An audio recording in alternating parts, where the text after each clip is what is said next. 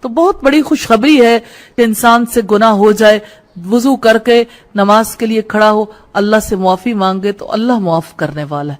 توبہ کی 2 رکعتیں، رسول اللہ نے فرمایا کوئی شخص ایسا نہیں کہ کوئی گناہ کرے پھر کھڑا ہو، وضو کرے، پھر نماز پڑھے، پھر مغفرت مانگے، مگر وہ اللہ کی طرف سے بخش دیا جاتا ہے۔ پھر آپ نے یہ آیت تلاوت فرمائی، وَالَّذِينَ إِذَا فَعَلُوا فَاحِشَةً أَوْ ظَلَمُوا أَنفُسَهُمْ ذَكَرُوا اللَّهَ فَاسْتَغْفَرُوا لِذُنُوبِهِمْ وَمَن يَغْفِرُ الذُّنُوبَ إِلَّا اللَّهُ وَلَمْ يُصِرُّوا عَلَى مَا فَعَلُوا وَهُمْ يَعْلَمُونَ۔ آل عمران کی 135 نمبر روایت ہے۔ وہ ایسے لوگ ہیں جب کوئی برائی کر بیٹھیں یا اپنی جانوں پر ظلم کر ڈالیں تو اللہ کو یاد کر کے اپنے گناہوں کی معافی مانگتے ہیں، اور اللہ کے سوا گناہوں کو کون معاف کر سکتا ہے، اور وہ جان بوجھ کر اپنے گناہوں پر اصرار نہیں کرتے۔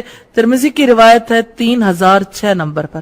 رسول اللہ نے فرمایا کوئی شخص ایسا نہیں گناہ کرنے کے بعد اللہ سے مغفرت مانگے 2 رکعت نماز پڑھنے کے بعد تو اللہ کی طرف سے اسے بخشا نہ جائے۔ اللہ تعالیٰ بخش دیتے ہیں، اس لیے یہ نوافل بہت بڑی بلیسنگ ہے۔